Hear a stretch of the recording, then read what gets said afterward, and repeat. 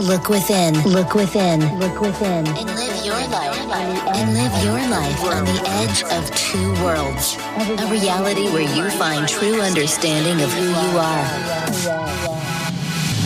Take the step into the unknown with Alexander McKeag and Jason Rigby as they explore the thinly veiled world of consciousness, spirit, and the human condition. Join them in embodying the oneness of all. Walk the cliff's edge between the seen and the unseen realities. Welcome to High Density Living. Living on the edge. Living on the edge. Yeah, that's what we're halfway there. That's the last word of our intro. Living. Why is Bon Jovi not sponsoring us? I know. Yeah. Didn't he pass away last week or the week before last? Stop that. So did Sean Connery. Yes. I'm bummed out. I know. Bummed. Yeah, I even posted about that on my Instagram, ABQ. I did a toast to Sean Connery on Halloween, I think. Did you? Oh, that's Yeah. awesome. Yeah, Because the original James Bonds are like hands over. Sean Connery. Yeah, he's Bond. Mm-hmm. As far as I liked Daniel Craig, and of course, I like the new ones. They're very well done. Yeah, they're encapsulating. action wise. Yeah, very well done. Yeah, but Sean Connery just had that. He just exuded James Bond. He was very Bond. Mm-hmm. Like when I read the books, because I read some of the books before I had watched the James Bond, and Ian, what was the guy's name? Fleming. Yeah. And then, and then I watched James Bond. I was like, of course, perfect pairing. Yeah. Speaking of killing Sean people? Connery, Oh no, not killing people. Speaking of Sean Connery, he is fixing to experience something, or he has experienced something. yeah. So we're going to continue. It's been a week and a half, almost 2 weeks. Kills me inside. But we're No pun intended. No pun intended. Thank you. But we're back at it, and I want to continue with the Creational Law series here. People seem to be learning a lot from this. Yes. And even if they weren't, we'd publish it anyway. Because that's how egotistical we are on higher density living. We're going to do it anyway. Like it or not. So if we go back to one of our earlier episodes we did a year and a half, 2 years ago, we did episodes on reincarnation and the studies on reincarnation and the evidence behind it, all that other good stuff. But what we didn't talk about is reincarnation in the aspect of looking at everything in nature and how, I'm sorry, I'm drinking that. The kombucha always gets you. Dang. I need to get something else besides kombucha. Something without the bubbles. Water? Water's probably water best. Or something? Yeah. No single use. Yeah. But what we missed in those earlier episodes is that we didn't focus on the obvious signposts that nature gives to us. You know, when you hear reincarnation, people are like, oh, Vedic philosophy, the karma goes from one life to the next. Don't look at that for a second. I think we just need to put our eyes on what is observationally in front of us. Okay? And then with that, we can talk about reincarnation from the creational law aspect, the law of becoming and passing. Does that sound good? Yeah, no, I think that sounds so. perfect. Kick it off. We have some notes here, and let's dive into those. The law of becoming and passing, reincarnation. What becomes, Jonah in the belly of the whale. What becomes will also pass again, and in this process, the becoming is the cause, and the passing is the effect. Okay, so classic. One law plays into the next. Yes. They have to bleed, and there has to be an interplay between all of them, right? So, I'm not going to use me as a human being, right? Let's just use nature here. We have a tree outside. We're moving through the fall season, going into winter. The tree essentially goes into a state of death. Yes. Okay, it's going to drop its leaves. It's going to essentially hibernate, go into a stasis, some sort of homeostasis, into some sort of non-living state.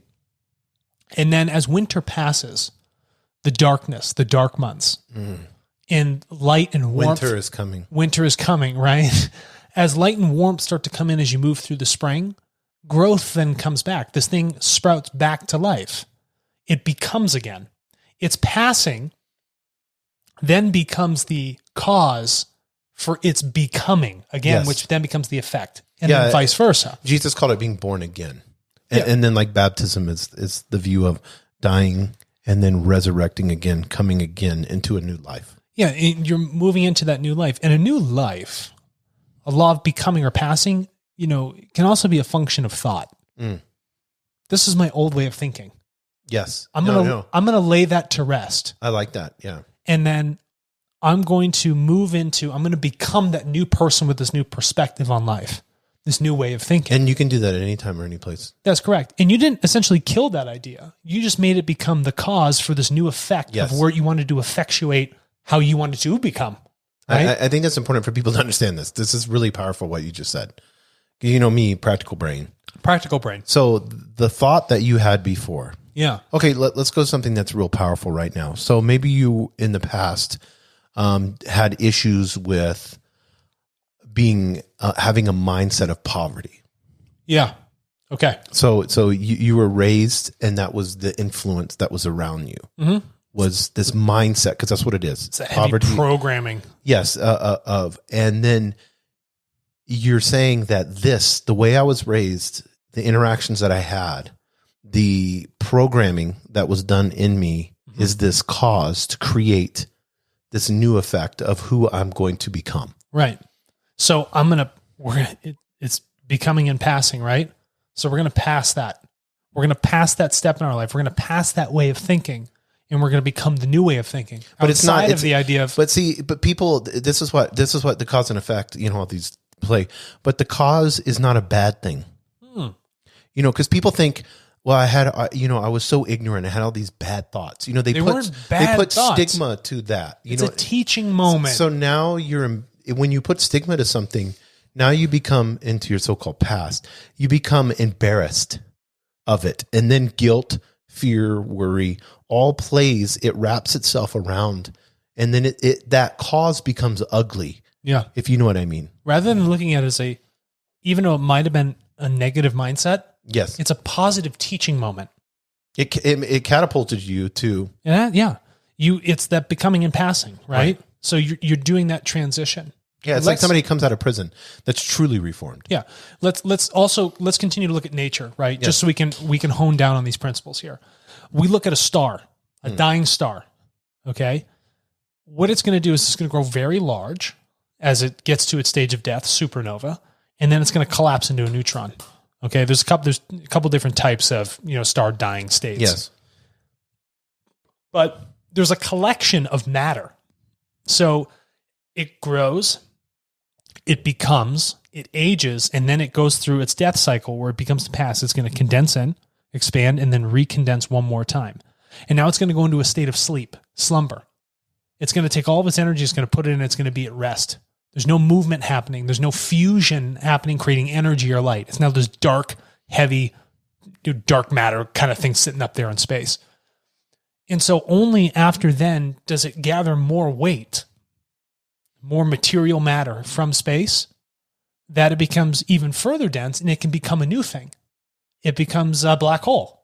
And then it becomes a pulsar, right? And we know that we're finding with the universe that it's reproducing itself more and more, and then it always is expanding. It's always expanding. But it needs that death to expand. Yeah, and when people think death, and we'll do an episode on this, right? Death is but the transition. It's a transitionary state. It's not a state of permanence. Nothing in nature is permanent. No man steps into the same river twice. You can't, if I walked in a river once and you go to walk behind it, you were in a totally different river. Yes. It's so dynamic. It's ever changing and fluid. Yes. It's becoming one and passing. That's what it does. Your stars do it. The sun comes up, goes away, becomes and passes. Dawn and dusk every single day, right? When you open your eyes, becomes. Close them, passes. Light and darkness, that's the same thing. When you breathe, becoming and passing. It's this interchange between all these cause and effects, these laws of opposites. They're required to have that. So as we have growth, we naturally have to have that shrinking, right? That death, that consolidation. But if something consolidates, it has to then be balanced again with growth. It can't just consolidate forever. So that's when you find this natural sine wave cycle, right? Becoming, passing, reincarnation. We see it with seeds, plants, the way we think. Literally all of our engines, combustion engines, everything happens in this becoming and passing. Everything is a reincarnative process. Yeah, everything. Yeah. Everything's a reincarnative process. Everything we do. So if we understand that, that's how nature works, even in an observational sense, well, then we can't possibly sit outside of that natural law. No. We have to be bound by it, because if we didn't, we would sit outside of the laws of physics. I'd be floating around just by my own thoughts. My locomotive function would be none with my legs, and I'd just think and I'd move somewhere, right? I'd be defying the laws of physics. But no, we are bound by those same laws that creation puts around us, that we live within, because we are a piece of creation. We part and parcel of it. Therefore, the law of becoming and passing, this material state dies, right? This goes into rest.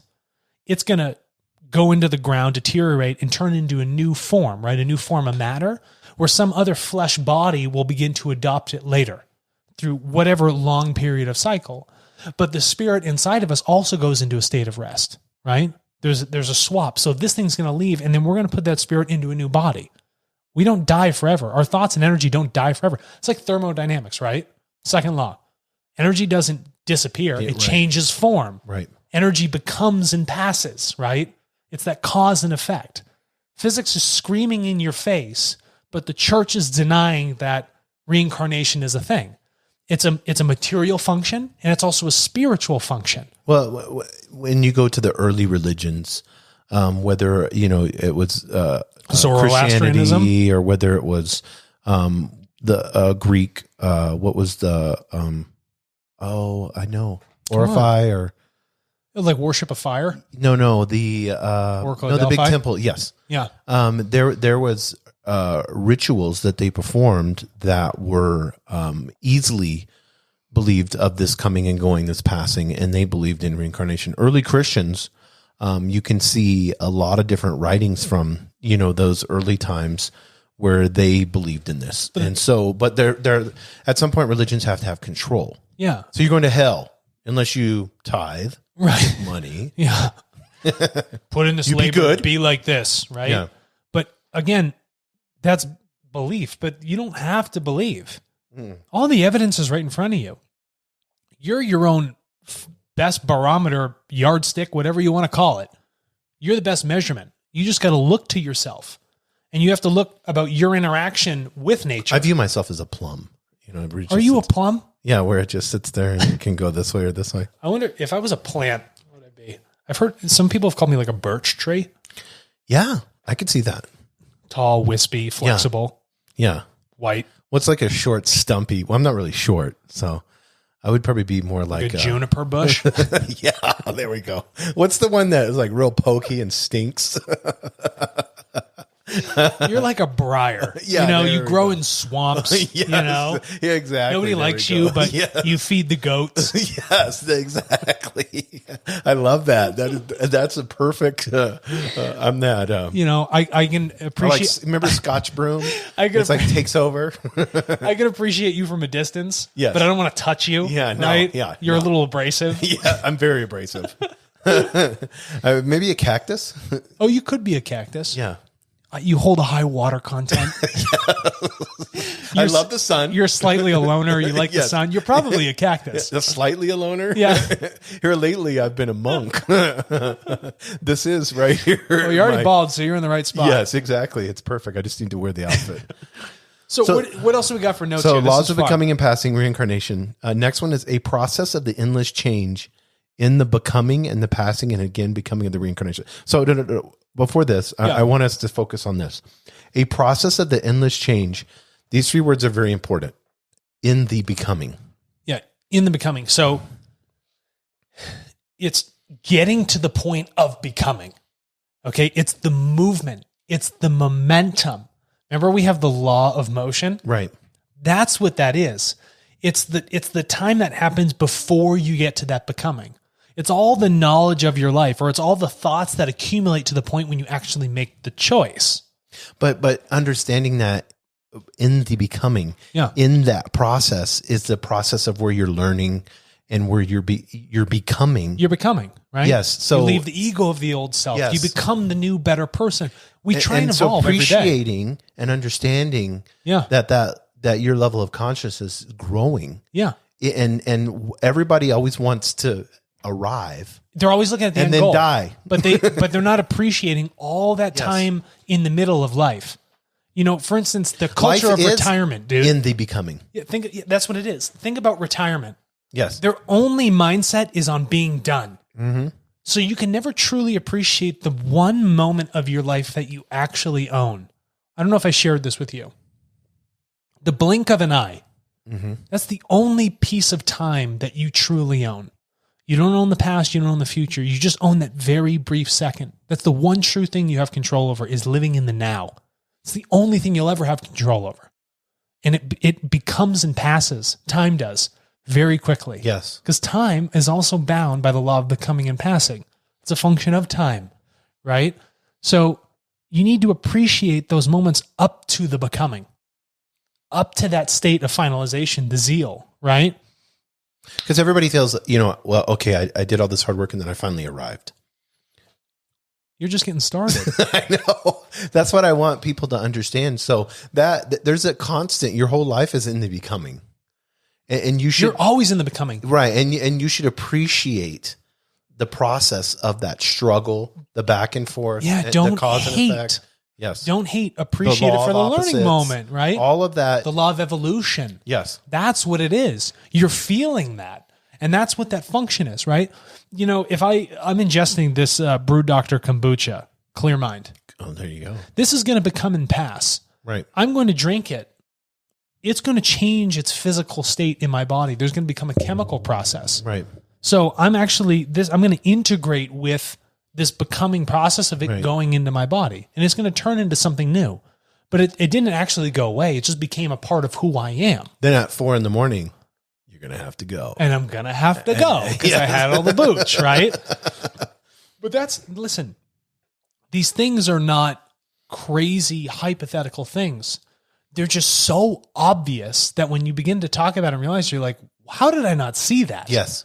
And then it almost lifts the weight, the anxiety off of yourself to know that me as a person, the body goes, but who I am at my core will never go away. That thing has to transition to the next thing. And in the becoming is different stages, and it can be, like I know a lot of listeners have had pets, and have had pets pass away. And, dogs only live, good life is what, 13, 15 years? Yeah. I mean, a great life. So they're in becoming, they're getting to know the owner, establishing love. And we did a whole episode. We did 2 episodes on dogs. On dogs, yeah. Or 2 or 3. But that whole process, when you look at it, it's like, I only had 12 years with them.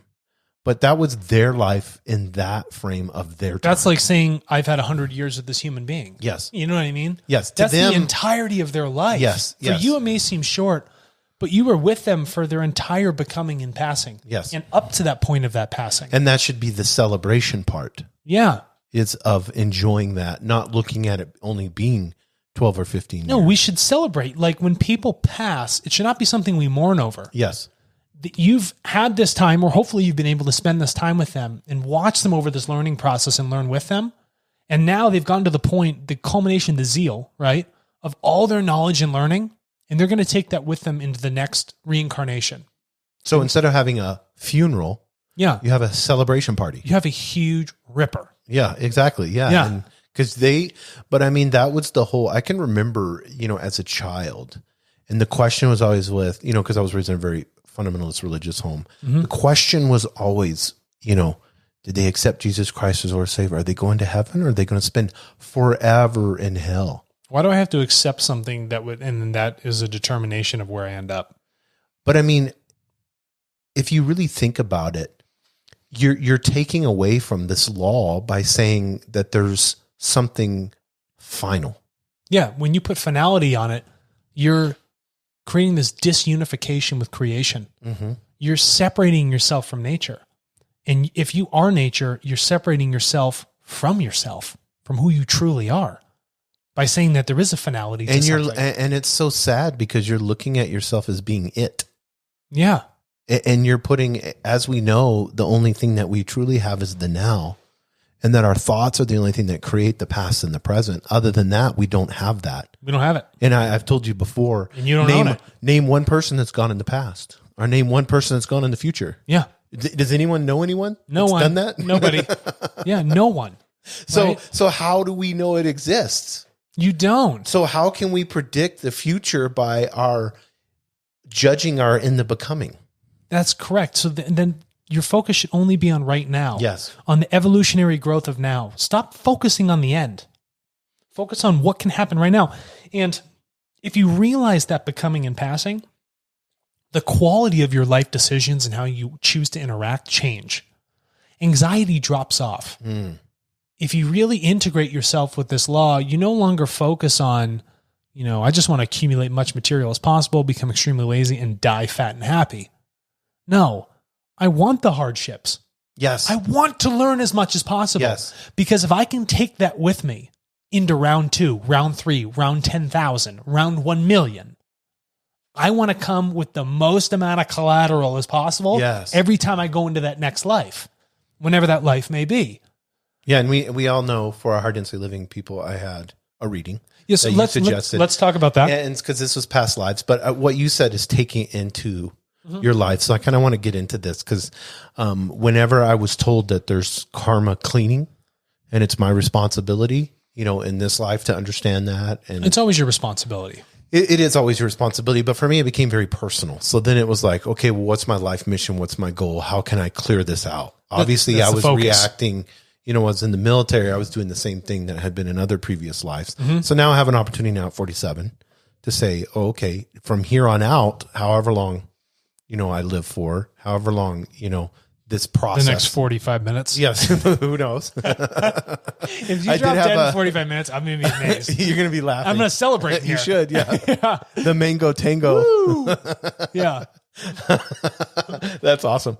So, so one of the things that he shared in this reading was the ability to be able to, when you look at these glimpses of your past lives, then it kind of shows you like this new way of seeing yourself and what you bring forward.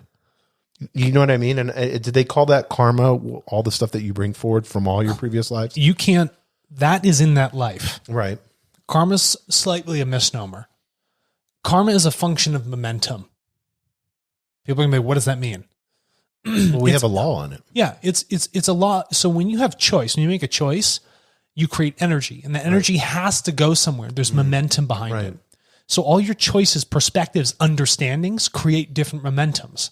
It's not karma. You don't actually carry the choices you made from that past life into this new one. So it'd be like Stalin deciding to kill millions of people, even though he's gone and dead. Yeah, he's not going to carry that karma energy. Over. That energy and momentum is still felt throughout the world. It's still felt throughout the world, right? Right. But that is not brought forward into whatever new life he has taken on. So he's not going to be a fly and be punished. No, that's nonsense, right? Things don't de-evolve. They continue to evolve. Right? Now, this is what I wanted people Everything to in creation is in a constant state of evolution. It's always moving to the higher state. You don't just become a fly because you've done bad things. Yeah, you did right? bad things, yeah. There's no judgment on what is bad. It's all learning, even if it's something that's an atrocity. So when you reflect on these past lives, you're not reflecting on the karma. You're looking at the actions and understanding how the energetic signature of those lives are now brought to the forefront of who you are now. It's knowledge you've already acquired. But there's kind of like indents or there's kind of like faint footprints. Well, it's only a footprint because you've now brought it in here and now you're associating with this energy. You're right. The energy has now been brought to light in this life. And so now you're going to make choices of momentum here through all the periods of your becoming and passing. Right. To now be like, okay, how do I go through this up to the becoming right now? But I'm also looking at it this way. It's like, I know with each and every single one of those that there was a pattern to them. Of course. And nature's patterns. And in that pattern, wouldn't I, if I'm operating in that pattern in a way that's conducive to humanity, uplifting humanity, that pattern, can I draw power from that to exhibit that to help humanity? Of course you can. Look at a battery. Yeah. If you want to be the positive end of the battery, the only way the battery works is if you also have a negative pole. Take those negative poles. Right. Continue to learn deeply, even in this life, the evolutionary steps you took in another one, even if they seemed like they were de-evolving, because nothing is ever truly a mistake. Yeah, I don't If judge it's recognized, any of it. Yeah. Yeah, if it's recognized, it's become a period of learning. That's the most important part. Right. So that becoming and passing, you've transitioned it here, and you're becoming passing now with your thoughts. Yes. And now what's happened here, it's not karma. It's an energetic signature that is being recognized and then remolded and reworked again. There's always more learning to be done. It was never finished. Yes. And fortunate for you, you were given insight into that other thing. That's why you can't retire, people. It's never finished. And nothing is ever finished. You never really should retire. You should always want to learn. Because retirement is really a function of a fear of death. That's what it is. I want to retire because I'm worried about how much time I have left. And I want to have my time for myself. There is an infinite amount of time. You will always have an infinite amount of time for yourself. Just because you don't remember the past amount of times you've had for yourself, you think you need to collect as much as you have right now.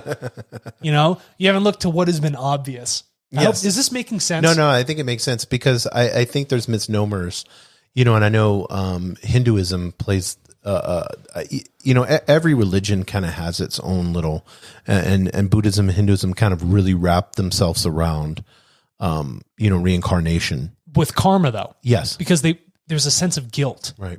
Because not caramel. No, karma. Because when you apply guilt, it slows someone's evolution down. The priests at that time that were writing this Vedic script, they want to look like the big boss. Yeah. Because if you get rid of the guilt, right? If you tell people, oh, you just become and pass, it's always learning. Well, it disseminates all their power. They no longer have any power. You don't listen to the priests anymore. Right.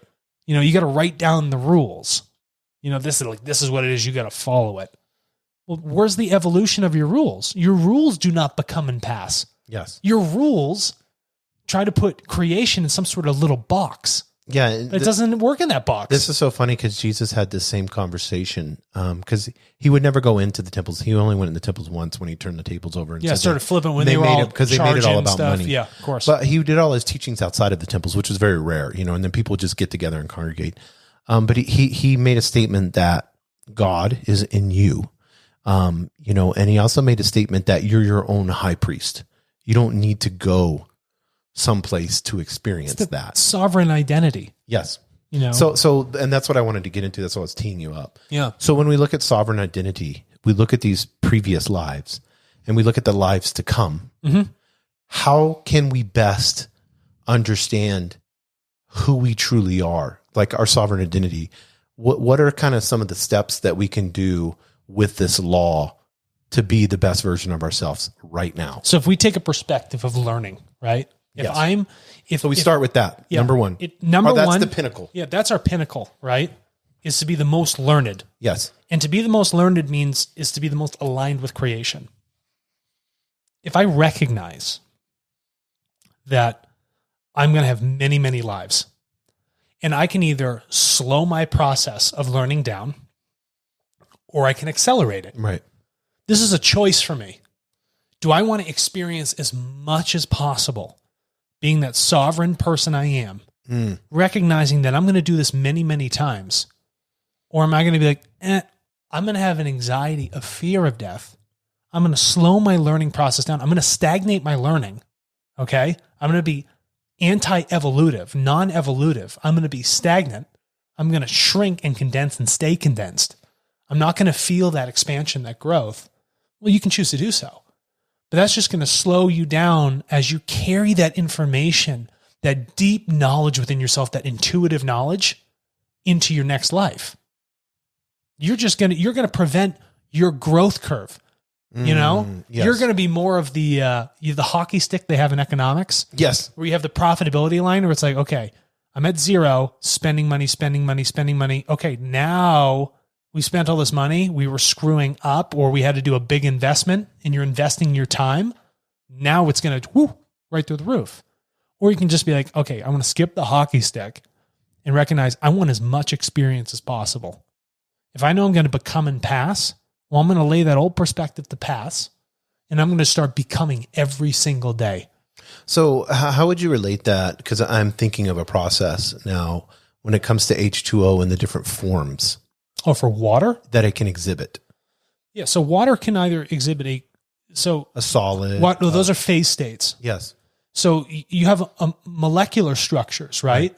So it can have its beautiful geometric structure, or it can have a broken symmetry. Right. It'll still be water, but it'll be ugly water. So what makes the water have the geometric structure to it? So the geometric structure, that crystallization, is two things. One, it's a function of the bonds of the molecules, right? Mm-hmm. The hydrogen to oxygen. And it's also a function of our thoughts. We've seen this, right? There's been great studies over in Japan. The guy who actually pioneered this, he recently died. Right. It was called like The Secret Life of Water or whatever it might be. But that structure is dependent on us coming in and saying, this is what I want this to look like. I want the water to feel this way. I want it to become this, even as it's changing phase states.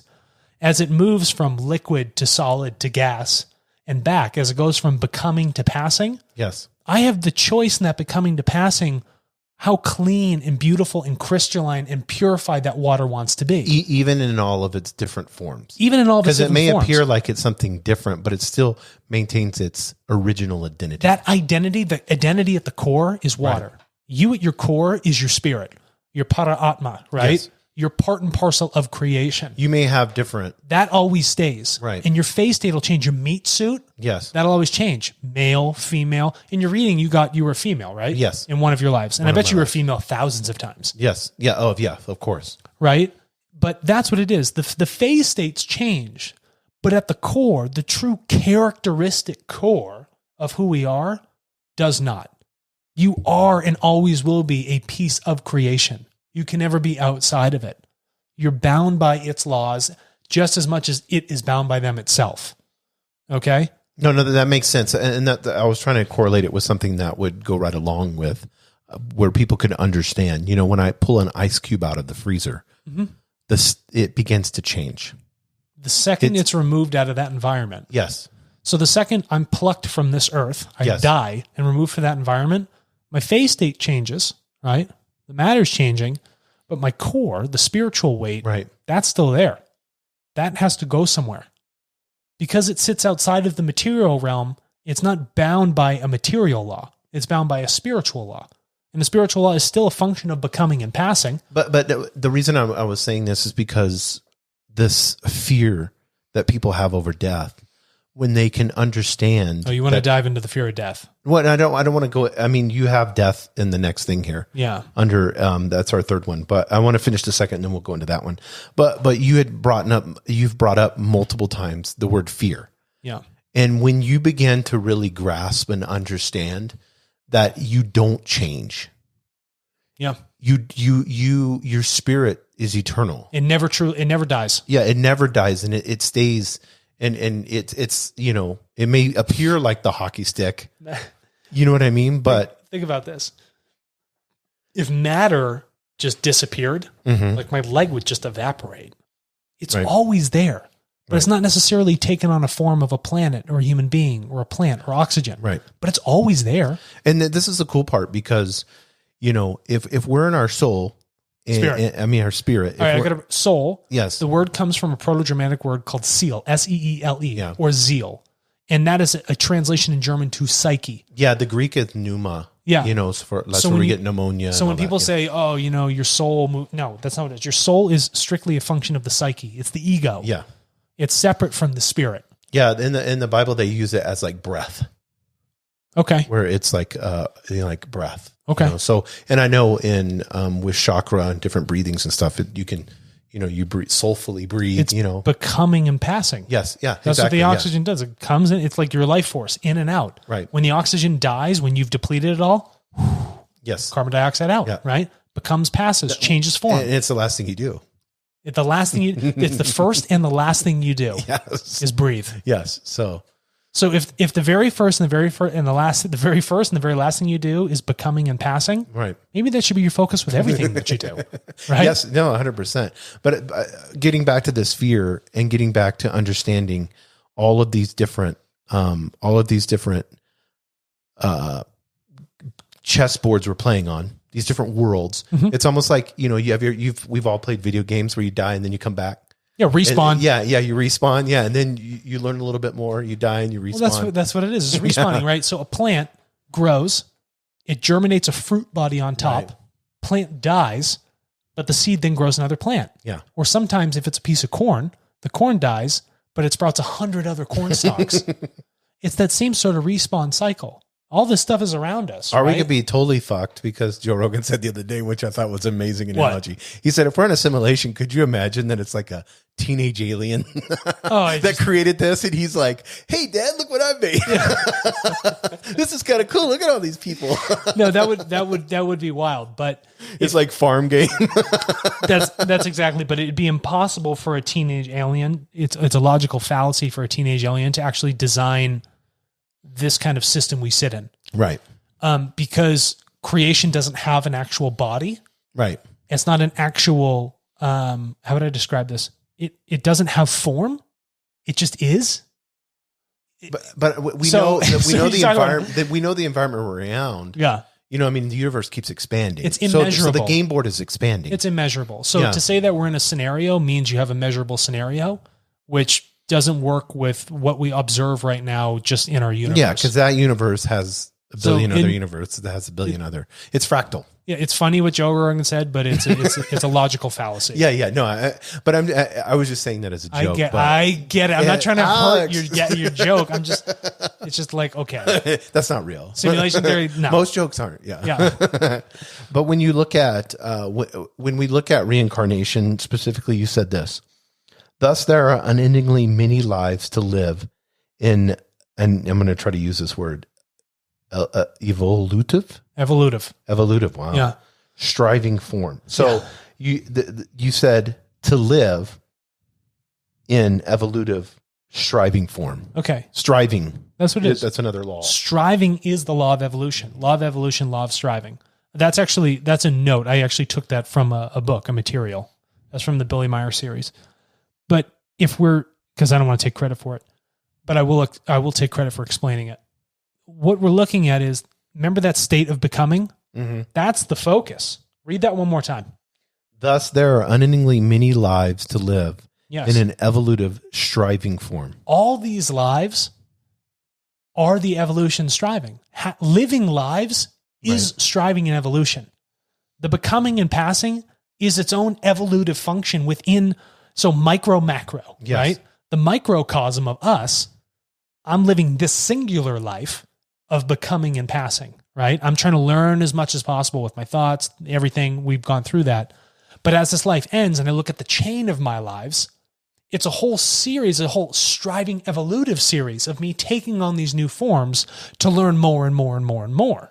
And that happens throughout all of the universe. All of the universe. It's your microcosm is also the macrocosm and vice versa. The Greeks knew this extremely well. And people later applied this into a religious form. But it's a very astute observation on the obvious. And if you look at that, they said, man is the greatest measure of the universe. Well, it truly is, because we are the universe and the universe is us, right? We're part and parcel of creation.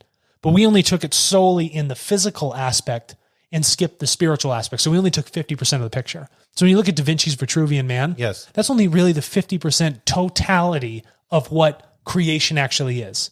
It's the geometry, it's the scaling, it's those physical aspects of life, but it doesn't look at the spiritual aspect that has to balance it out also. But they were onto something with that microcosm, macrocosm. Yeah, well, like we were talking about, even the universe, imploding, growing, expanding. I mean, that is showing you more than anything that's what our lives are doing. Listen, if we're growing and expanding, if the plants are doing it, if we do it through our breath, if the planets are doing it, if a star does it, that means a galaxy must do it. Yes. That means our universe, our local universe, has to grow and die. Yes. And then become again. Mm-hmm. It has to. Creation's bound by those laws. So a human is the only one that doesn't have that possibility. That's so funny. We're the only ones in everything that it doesn't affect. Like, no, that's not true. It's impossible. And as you continue to scale it out, the amount of time for becoming and passing becomes infinitely larger.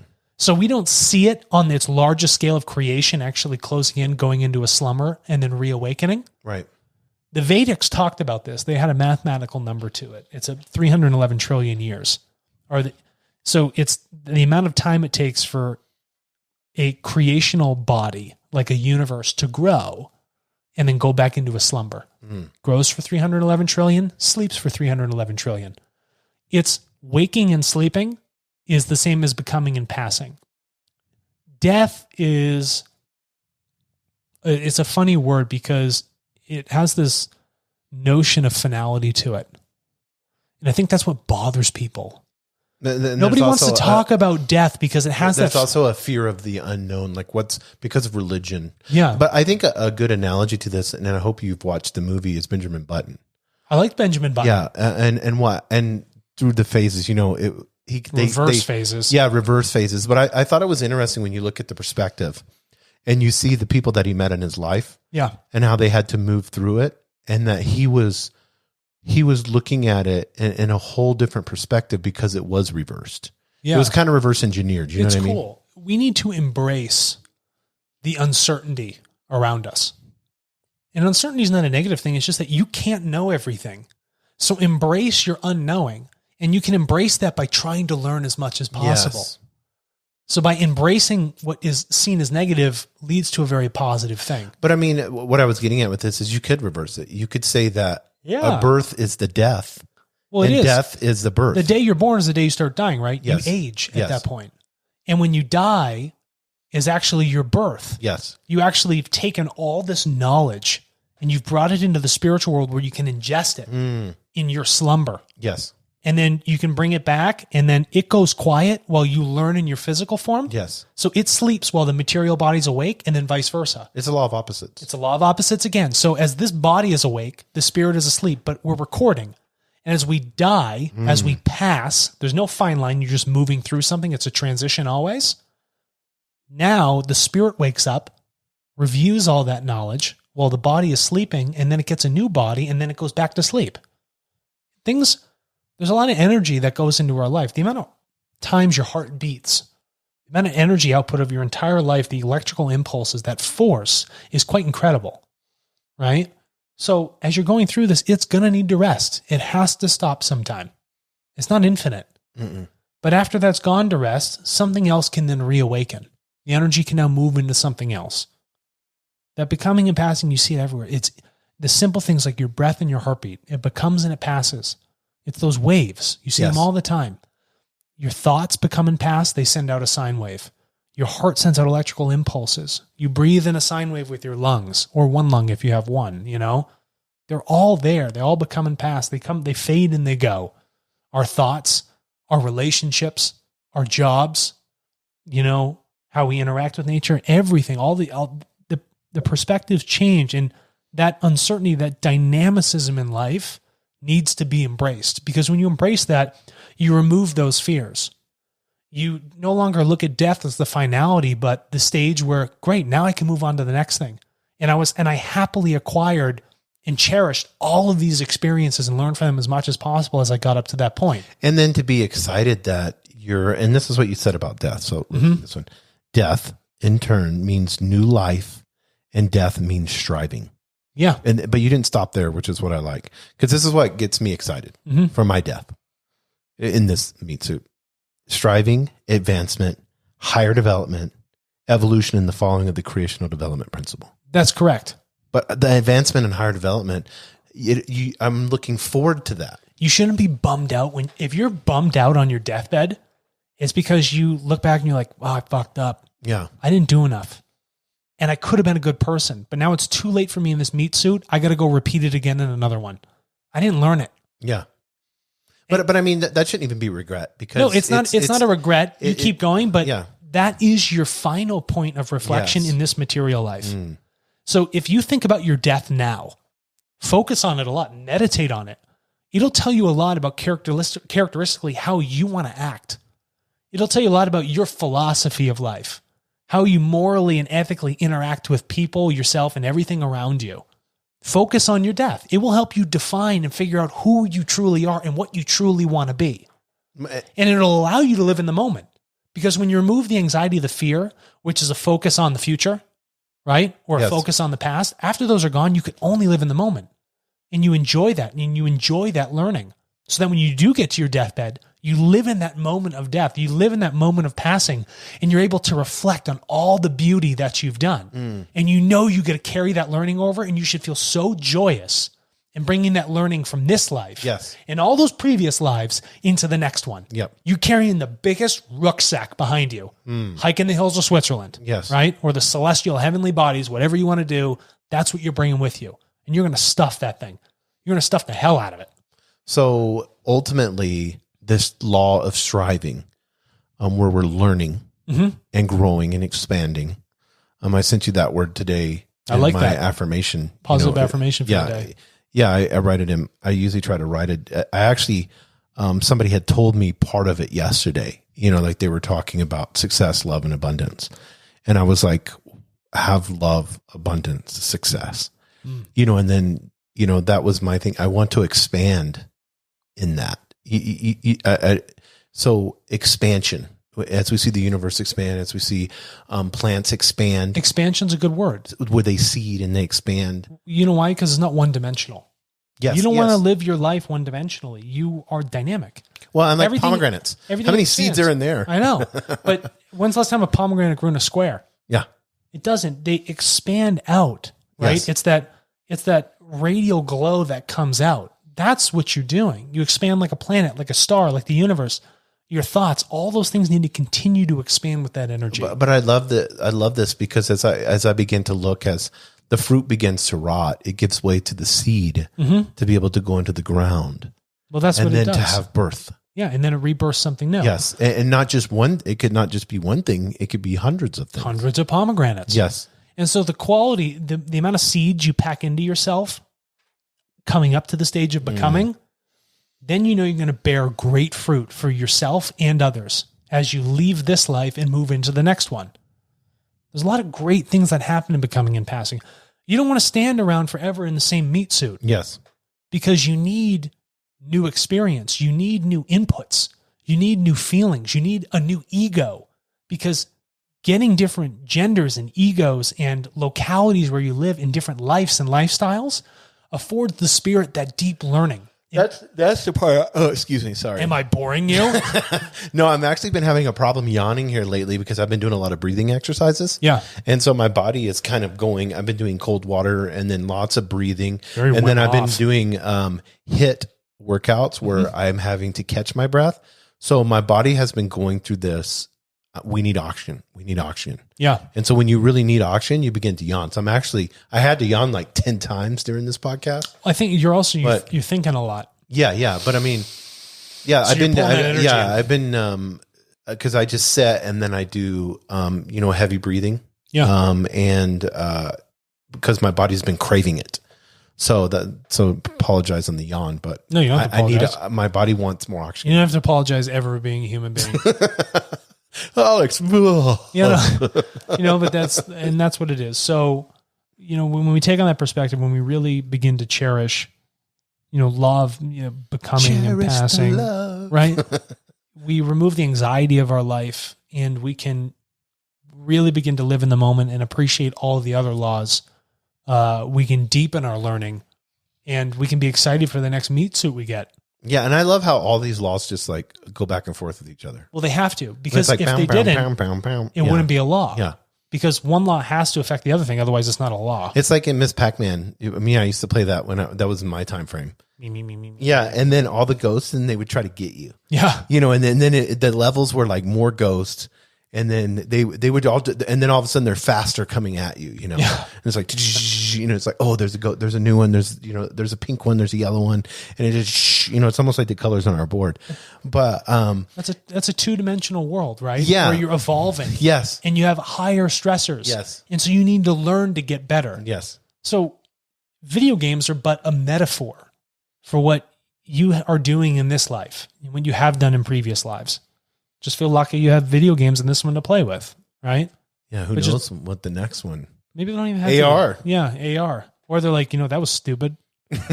Or we look back and like, why were we ever playing video games? Didn't Elon Musk put a Neuralink in a pig? I saw that. Yes. I'm not a big fan of wetware. That's going to be interesting. That is a Well, I would think we shared this before, but it's going to, I mean, just a side note. We did talk about this. It's going to create the haves and the have-nots, because the haves that can afford to pay $250,000 to have this, and then they're uploading knowledge really rapidly. Yeah.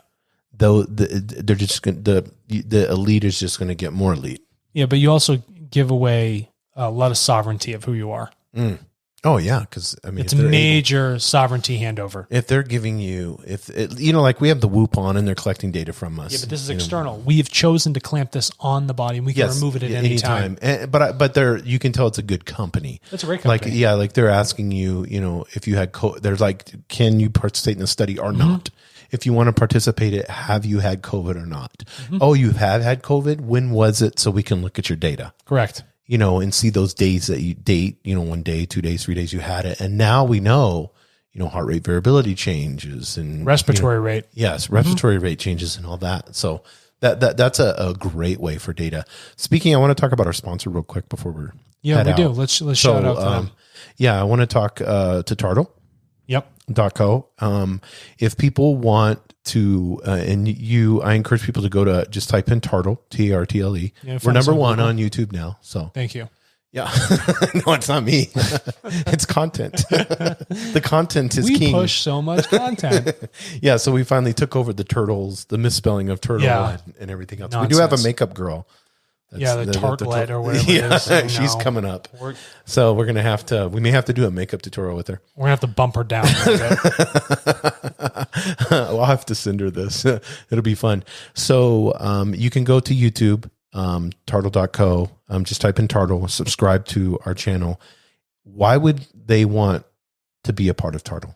So Tartle it's a function of, it's a learning, right? It's a tool.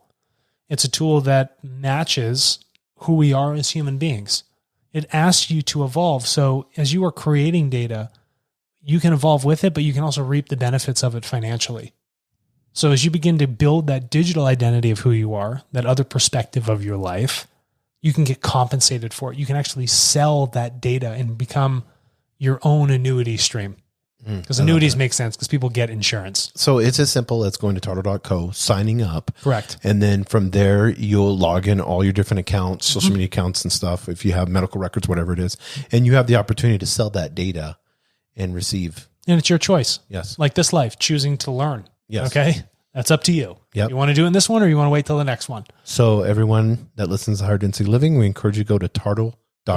And we also want to give another shout out to Quality Mazda. Yes. Here in Albuquerque. Yes. So if you're local in the Albuquerque area, we encourage you to go there and look at Mazdas. Yeah. And let's do a fun fact about Mazda. Where does the name come from? It's actually a female god.